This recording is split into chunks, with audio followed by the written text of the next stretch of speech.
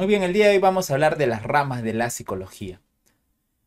La psicología se va a dividir en dos áreas muy grandes, la psicología pura y la psicología aplicada. La psicología pura se va a encargar de realizar investigaciones puramente teóricas, es decir, aquella que se realiza en las investigaciones, en las tesis, en los laboratorios, de manera experimental, con la única finalidad de establecer si una teoría es válida o no.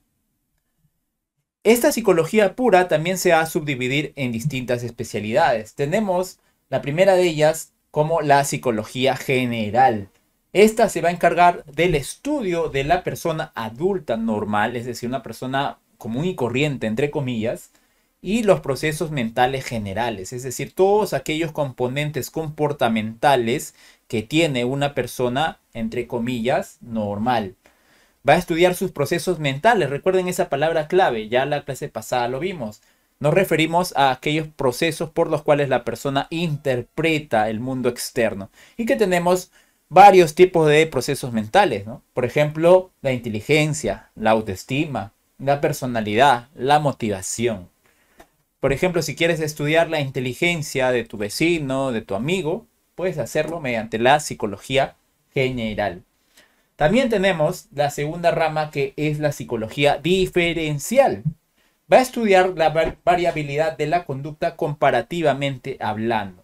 Es decir, va a establecer criterios de diferenciación entre un grupo y otro grupo. ¿Qué nos diferencia? ¿Por qué un adolescente piensa distinto a un joven? ¿Cuáles son los criterios de pensamiento que tiene?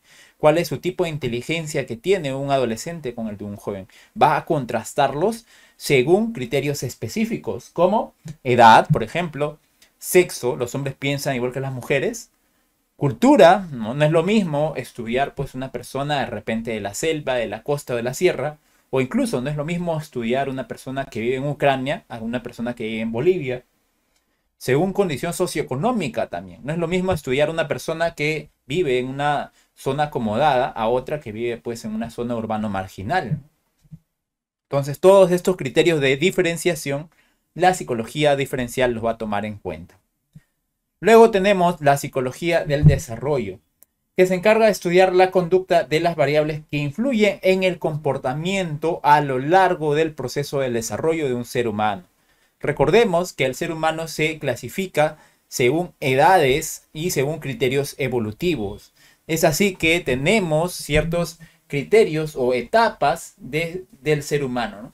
Tenemos la etapa prenatal, que es desde el momento de la concepción, es decir, desde el momento en el que el óvulo es fecundado hasta el nacimiento. Luego tenemos la infancia, que va de los 0 a 10 años. Tenemos la adolescencia, de los 11 a 20 años. Tenemos la juventud, que va desde los 20 a los 30 años.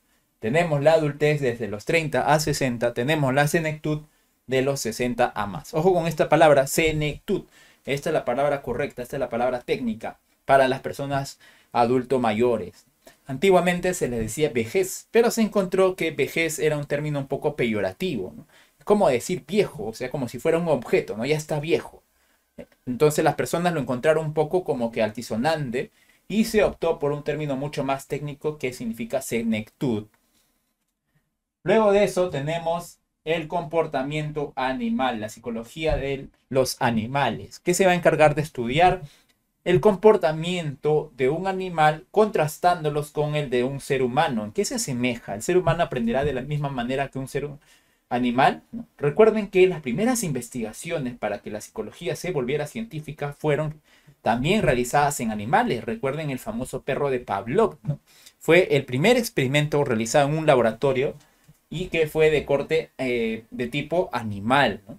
Sobre todo se va a interesar por el aprendizaje, ¿no? ¿Cómo aprenden los animales? ¿Cómo aprenden las ratas? ¿Cómo aprenden las palomas?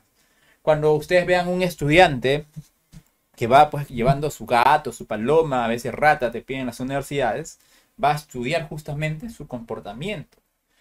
Cómo es que aprende a resolver problemas. También recuerden que el que se va a encargar de estudiar el comportamiento animal, un nombre más técnico, es el famoso etólogo, ¿no? Hay etólogos muy famosos que se encargan de estudiar íntegramente su campo de investigación relacionado a la conducta animal. Luego tenemos la psicopatología, que estudia las alteraciones de la conducta, es decir, los llamados trastornos o las enfermedades mentales, ¿no?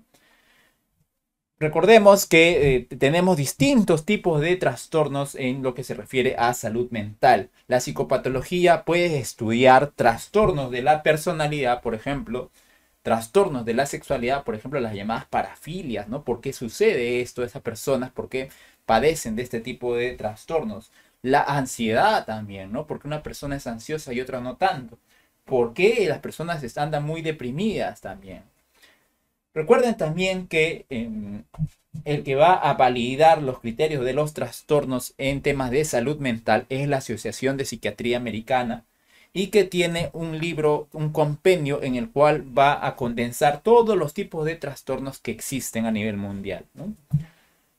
Y que es conocido como el diagnóstico de salud mental. Hoy en día ya se está en la versión número 5, conocida como el DSM-5, ¿no? Esa es la Biblia de los psicólogos que estudian los trastornos mentales. Muy bien, hasta aquí ya vimos la psicología puramente teórica y ahora vamos a ver la psicología aplicada. La psicología aplicada va a centrarse más en una proposición mucho más práctica, ¿no? O sea, en un servicio más que en establecer una teoría puramente investigativa, ¿no? ¿Cómo se puede aplicar esto a la comunidad? ¿Cómo se puede brindar un servicio para que las personas mejoren su condición de salud mental?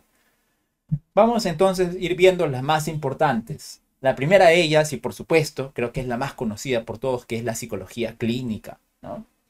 Es la que todo el mundo ya sabe. Todo el mundo cuando se viene a la idea de un psicólogo, se imagina pues al psicólogo, ¿no? Con su cigarro, con su habano, sentado en un sofá escuchando problemas de los demás, ¿no? Esa es nuestra idea subconsciente que ha quedado muchas veces producto de la televisión, ¿no? La televisión, las películas nos han mostrado siempre la idea del psicólogo que es aquella persona que va a escuchar los problemas de los demás, ¿sí? Eso se debe también a que la psicología clínica se inicia justamente con Freud, ¿no? Y con su famosa cura por la palabra. Esto lo vamos a ir viendo en un curso, en una clase específica de Freud. Freud proponía que por medio de la catarsis, un ser humano cuando iba a su consultorio podía liberarse de toda aquella carga acumulada que tenía y que le ocasionaba cierto malestar psíquico. Y es así como esta persona, al liberarse de esta carga emocional, podía también aliviarse su problema de salud mental. ¿Sí? Recuerden a Freud. Y también a los programas de televisión, ¿no? Freud ha, em, ha infundido bastante en los temas de televisión, que hoy en día incluso existen series como la serie En Terapia, que por cierto se las recomiendo, es muy buena, la cual, por ejemplo, se narra la historia de los pacientes cuando van a consultorio. Cada capítulo dura 30 minutos y es solamente dentro del consultorio, toda la sesión, ¿no? Se los recomiendo bastante a aquellas personas que de repente están más interesadas en lo que es psicoterapia. Ok, pero la psicología clínica no solamente queda ahí en escuchar los problemas de las personas. Si bien es cierto, empezó así, pero en la actualidad se han desarrollado muchas otras distintas opciones y métodos de tratamiento mucho más actuales, ¿no? Como la psicoterapia de la Gestalt. Desde el conductismo también se han propuesto algunas técnicas para tratar ciertos trastornos, desde el humanismo, desde el cognitivismo. Pero en sí, ¿qué es la psicología clínica? Es pues aquella disciplina que se encarga de evaluar, diagnosticar y tratar los problemas de salud mental. Subrayo estas palabras: evaluar, ¿no? Va a evaluar mediante la entrevista, mediante los test psicológicos, mediante una investigación. Va a diagnosticar también, va a decirte qué tipo de problema tú tienes, qué tipo de trastorno quizás tú has desarrollado, ¿no? Y a su vez también va a brindar una opción de tratamiento, ¿no? Que se conoce como psicoterapia. ¿Dónde trabajan los psicólogos clínicos? Básicamente en los hospitales y en la consulta privada. Ojo con esta palabra psicoterapia, ¿no? Los psicoterapeutas son aquellas que van a tratar los trastornos mentales. No todos los psicólogos terminan siendo psicoterapeutas. Va a depender mucho del interés de cada psicólogo. Hay algunos que no les interesa mucho el área clínica y optan por otra vertiente, como vamos a ver a continuación. Hay otros que sí. No todo psicólogo es psicoterapeuta. Recuerden eso. Muy bien, ahora vamos a ver la psicología empresarial. La psicología empresarial en realidad es una rama relativamente reciente de finales del siglo XX. Sucedió un evento bastante importante que apoyó el apogeo de la psicología empresarial. Sucede que Estados Unidos, al entrar a la Segunda Guerra Mundial, luego del ataque a Pearl Harbor, se ve forzado a tener que reclutar soldados lo más rápido posible. Es así que convocó a los psicólogos, los quienes desarrollaron un test, la Army General Classification Test, la cual estaba destinada a evaluar psicológicamente a los soldados o a los aspirantes y seleccionar al mejor. Posteriormente, ya las grandes empresas, finalizado la guerra, al ver que este método había dado grandes resultados en el ejército estadounidense, deciden también aplicarlo a sus empresas. Es así que deciden incluir al psicólogo dentro del proceso de selección de personal. ¿Por qué? Porque el psicólogo va a poder permitir pues evaluar al personal idóneo. Imagínense que ustedes quieren reclutar a alguien que se encargue de caja. Tienen su panadería y quieren reclutar a alguien honesto que se encargue pues de administrar la caja. Obviamente no van a contratar a cualquiera. Tienen que contratar a alguien que tenga ciertos valores y principios, sobre todo la honestidad, ¿no? Entonces el psicólogo ahí es el indicado para poder cerciorarse de que se está contratando al personal idóneo. Entonces, el psicólogo empresarial se va a encargar principalmente de la selección de personal, pero no solamente eso, también se va a encargar de la capacitación y desarrollo. Por ejemplo, alguien que se va a dedicar de atención al cliente. ¿Cómo debe atender? ¿Cuál debe ser el comportamiento de alguien que ofrece un servicio de atención al cliente? El psicólogo también ahí lo puede apoyar. También puede apoyar en temas de liderazgo. Por ejemplo, imagínense un ingeniero que va a tener a cargo a personal de construcción civil. Entonces, este ingeniero debe tener buen don de mando, de liderazgo para poder dirigirlos y elaborar una construcción. También el psicólogo empresarial va a ver el tema de clima organizacional, es decir, cómo está el ambiente laboral, si es estresante o no es estresante. Porque recuerden que un medio ambiente laboral va a aumentar la productividad de los trabajadores si es que este es ameno, brinda un buen trato. ¿Sí? Recordemos, si no, cómo es que los países desarrollados como Japón, Suiza, tienen una jornada laboral de 6 horas, mientras que en Latinoamérica la jornada laboral es de 8 horas. Eso sucede justamente porque ellos, su nivel de trabajo está sumamente desarrollado, tanto es así que ellos prefieren la calidad antes que la cantidad.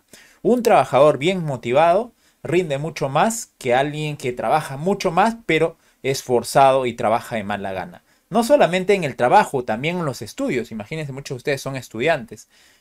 Probablemente de repente uno de ustedes ha ingresado a la universidad sin estudiar mucho. ¿Por qué? Porque cada vez que estudiaba lo hacía muy motivado, tranquilo, entusiasmado por aprender cada día más, ¿no? Mientras que otro de repente estudiaba forzado por sus padres, ni siquiera quería entrar a la universidad, pero tuvo que hacerlo y estudiaba 10, 12 horas. Y otro que estudió menos horas ingresó y el que estudió más horas no ingresó. ¿Por qué?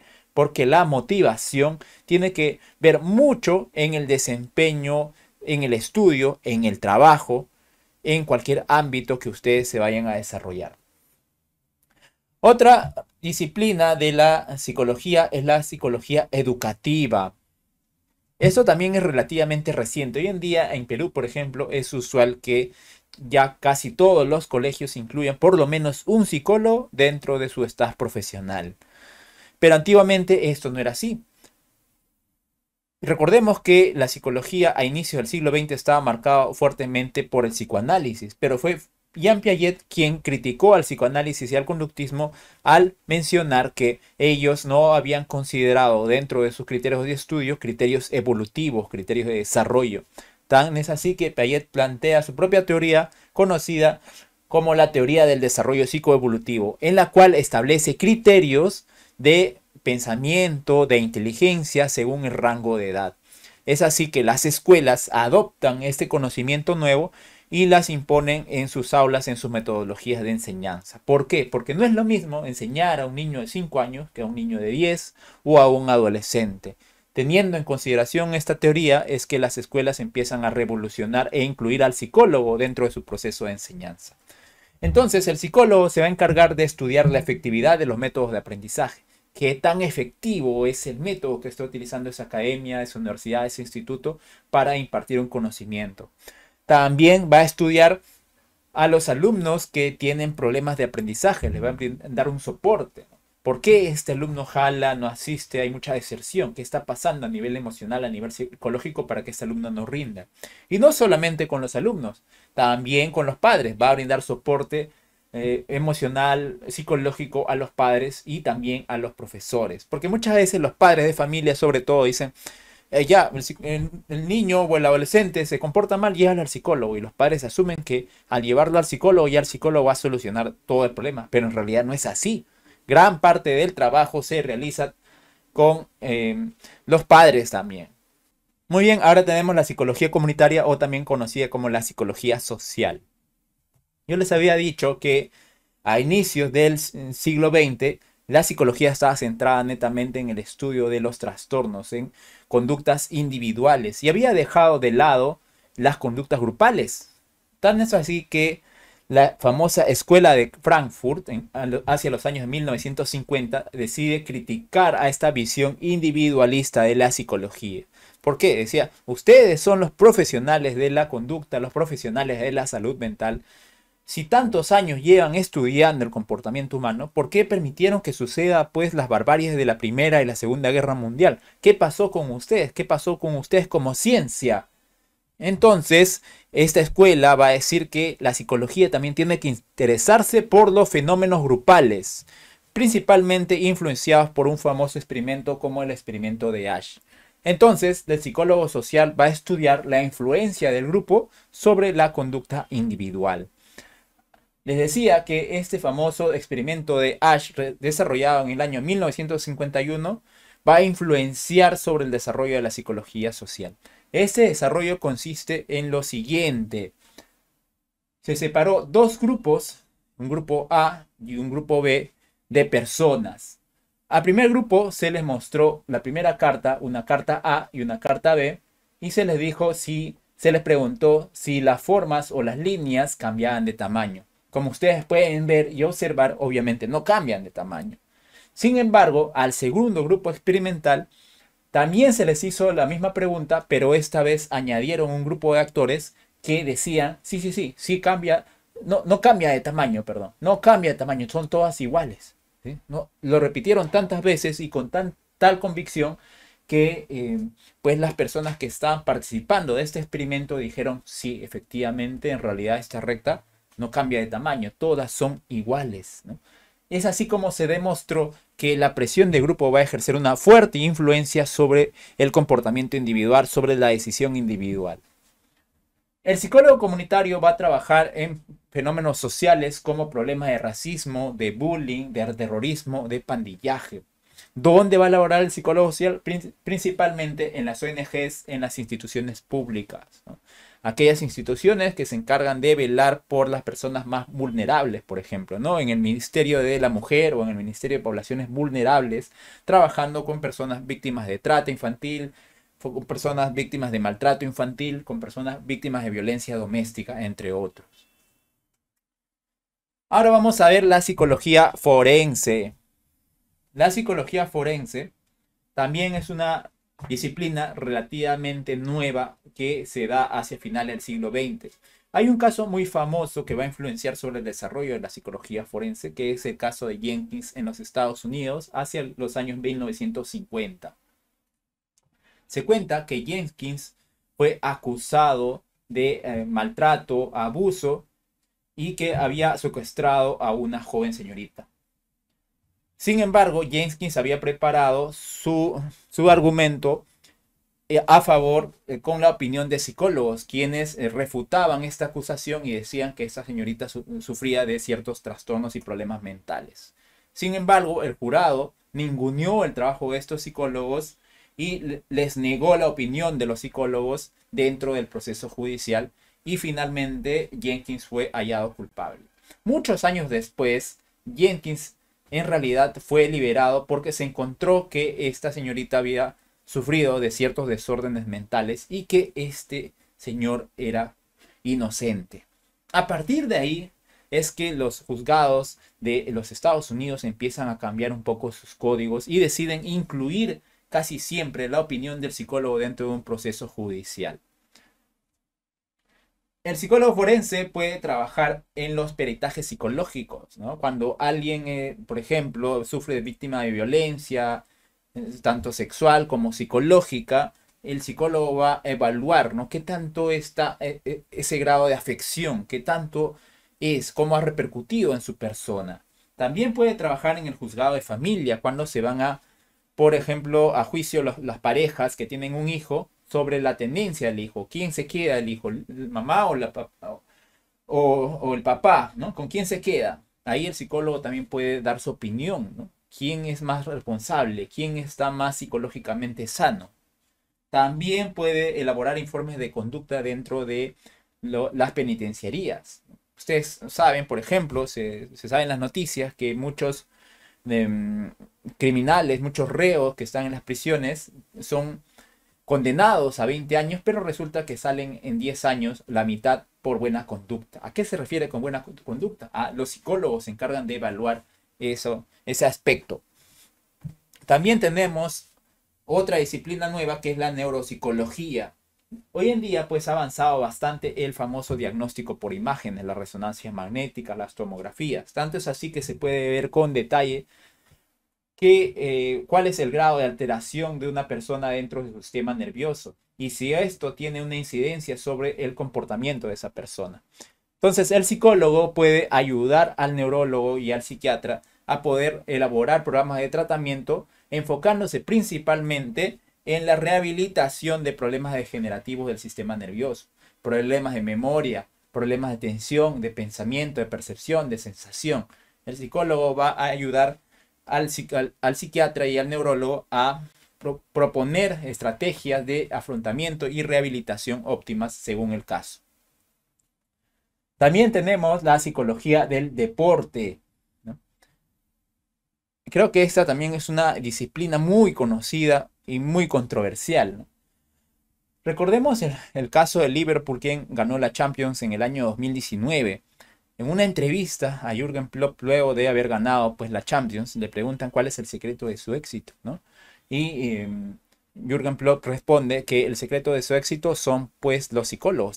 Él había contratado un staff de psicólogos que eran muy bien pagados y que brindaban asesoramiento profesional, emocional, tanto al entrenador y a todo el cuerpo técnico como a los jugadores. ¿Por qué? Porque como ya les decía, una persona bien motivada va a rendir mucho mejor en el trabajo, en el deporte, en los estudios.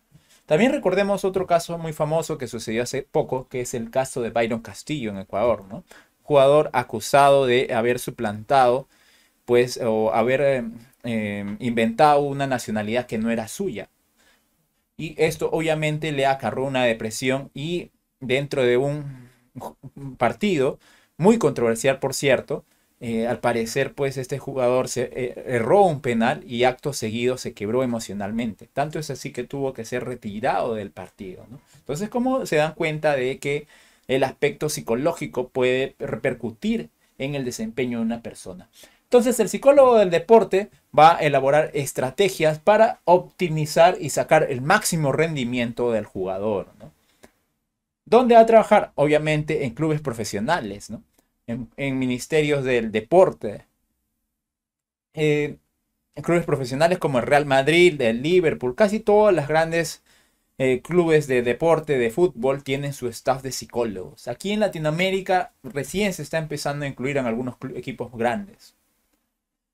Y por último tenemos la psicología y la ciencia de datos, que si bien es cierto no está en sus compendios de San Marcos, no se encuentra en el prospecto de admisión, me parece que este es el futuro de la psicología. Porque hoy en día se utiliza el análisis de la Big Data para predecir el comportamiento humano, ¿no? Ustedes saben que nosotros al momento de hacer búsquedas en Internet, ver TikTok, ver YouTube, utilizar el chat de Facebook, deja una huella digital, deja un historial. Las grandes empresas como Facebook, Apple, Amazon, Google, lo que hacen es recoger esta información y a partir de eso analizar todos estos datos para poder describirte a ti como persona, para poder saber quién eres, qué es lo que más te gusta. Es así como ustedes, por ejemplo, cuando se encuentran viendo un programa de YouTube y de repente tienen hambre y quieren un KFC y justo acto seguido se les presenta un comercial de KFC. ¿Cómo lo sabe Facebook? ¿Cómo lo sabe Apple? Ah, efectivamente, mediante el análisis de tus datos.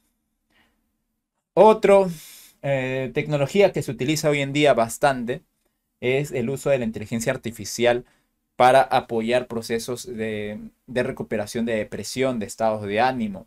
Hay una aplicación muy interesante que se llama Réplica, creo que no es la única, pero es una que estaba revisando hace poco, la cual tiene la capacidad de poder predecir tu estado de ánimo.